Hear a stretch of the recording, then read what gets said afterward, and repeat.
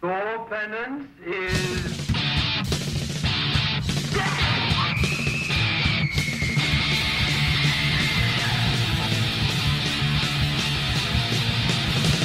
I take your body and turn it into little pieces. I'll hide the evidence and act like everything's fine. I take your body and turn it into little pieces. I'll hide the evidence and act like everything's fine.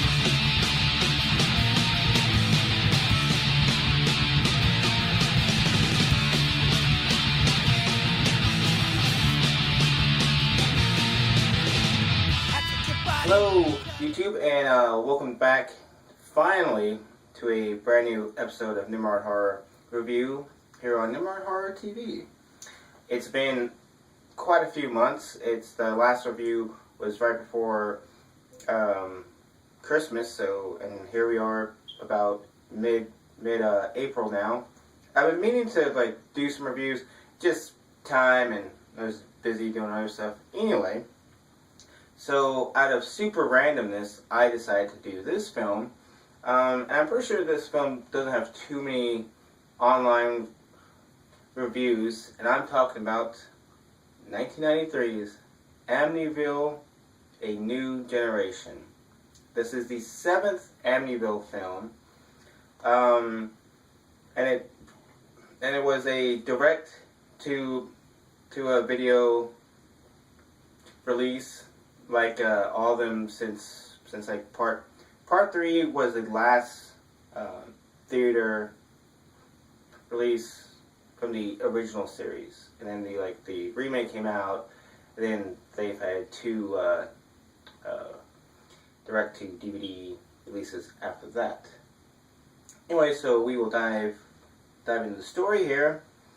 So the basic story is this photographer who's in this studio apartment with other artists. That comes into play a little bit later. Anyway, he's barely making it, barely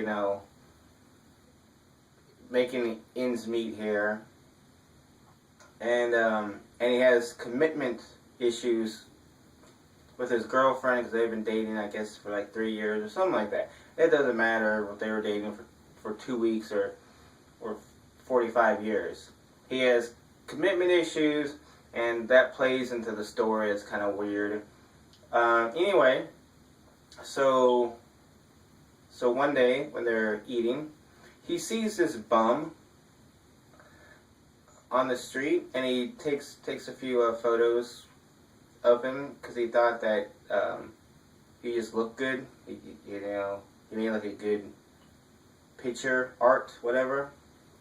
So anyway, so he goes over to this bum and say, "Hey, I took a few photos of you, and I'm probably gonna make some money." So the guy, whose name Keys, it's a weird name. His name's Keys. He offers this bum a little bit of money. He says, "Hey man, I'm gonna give you a few bucks so that both of us make something." The bum refuses it, but he gives Keys this kind of large mirror. Keys takes it. He doesn't think it's that cool, but anyway, one of Keys' neighbors likes the mirror, and Keys gives it to her. Shortly on, we realize that this mirror is actually haunted, and it's possessed by demons from the original Amityville house. Because they keep on going shots to this Thanksgiving dinner at the Bonner family.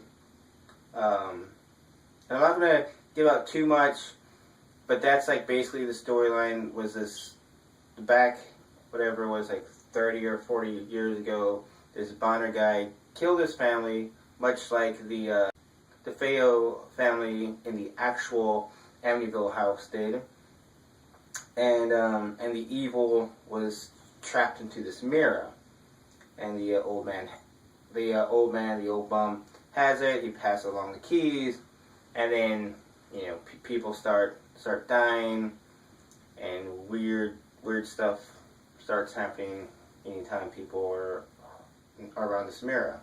Like basically, there's like a few cool things, like there's a few scenes where someone looks into the mirror and then they see their death and they freak out and they fall to their death on the way that they see it. So I'm not going to give out too much more because they can ruin the whole story, even though it's kind of predictable what all happens there. This film is not highly rated with most people, and the whole Amityville series as a whole is pretty weak. A lot of people criticize it, and there's a lot of reasons to criticize it. It just seems like the creative team really didn't care. They just kind of threw together random stories sometimes. But this is by far not the worst of the series, but as a whole, if like this was Amityville like 4, I would say this film's really bad and really weak. But due to the fact that the series was like already weak before, 'cause this is part 7, so really after part 4, that's when it kind of crumbled. So overall, the film is pretty weak. So do not expect much.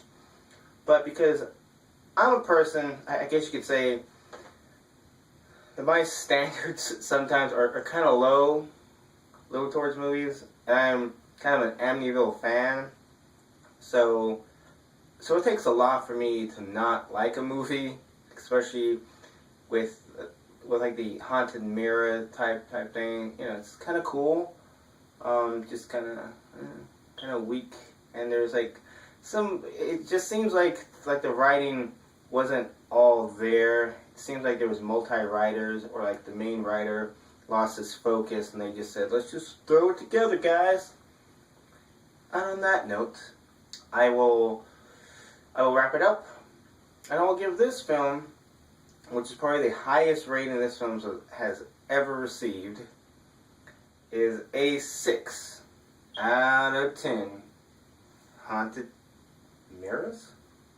Alright, see you guys next time. Peace.